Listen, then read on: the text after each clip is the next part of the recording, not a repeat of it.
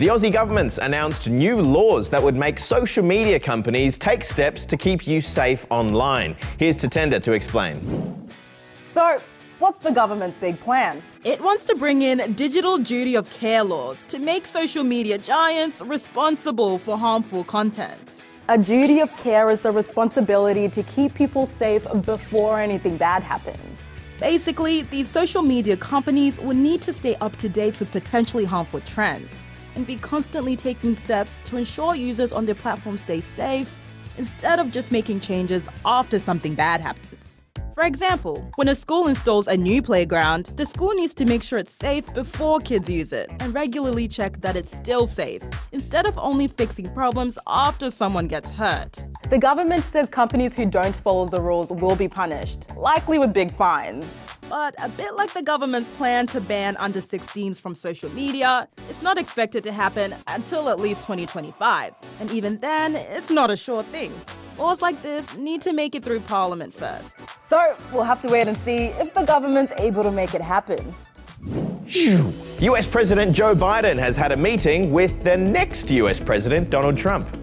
It's the first time Donald Trump has returned to the White House since winning this month's presidential election. After a shake of hands, current President Biden said he was looking forward to a smooth transition.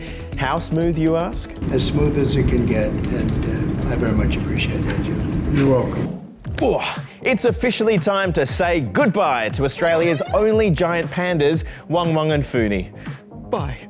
After 15 years calling Adelaide Zoo home, these two pandas are making their final preparations to head back to China. Yesterday was the last day their enclosure was open to the public, with more than 1,200 visitors coming through to say see you later. We come often with our children and just love seeing the pandas. Now, how secure are your devices? Well, apparently not secure enough, according to this year's list of the most commonly used passwords. Josh took a look. Ah, yes. Thanks to password management service NordPass, thank you very much, we now know Australia's most commonly used password is passwords. You know, if someone at BTN was using this as their password, that could be catastrophic. Could you imagine? Excuse me one moment. No! Yes! As I'm learning the hard way, passwords are really important.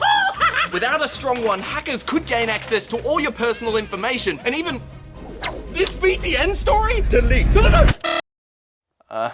So, password is one of the many common codes we should be steering clear from using. Also on Australia's shame list was QWERTY123 in second place and 123456 in third. Big surprise, I'm sure. But there were also a few interesting ones that made the top 20, like Charlie, Dragon, Pokemon, and strangely, Lizzo's, which is apparently the former name of a popular music venue in Newcastle.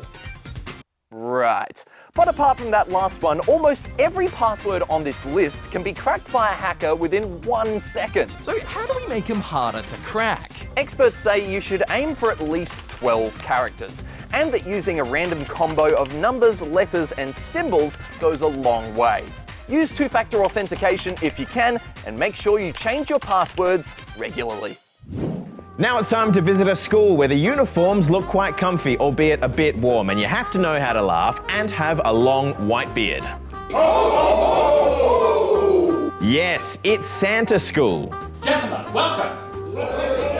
Now, it's a busy time of year for St. Nick, and he needs all the help he can get, which is where these jolly gentlemen come in. When you're wearing a red suit, you are Father Christmas. You need to sound good, you need to be kind, you need to be magical, you need to be jolly. Leading the Santas in their training is James. James knows anything and everything there is to know about the red jolly man. Surprisingly, you shouldn't actually ask them what they want for Christmas, because most children have written you a letter.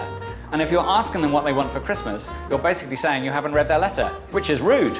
But arguably, most importantly, is learning how to sound the part. Some people can go ho ho ho, but it's when you go ho ho ho that you find that it sounds a bit more authentic. Oh, well, that's all from us today. We'll see you tomorrow. Bye for now.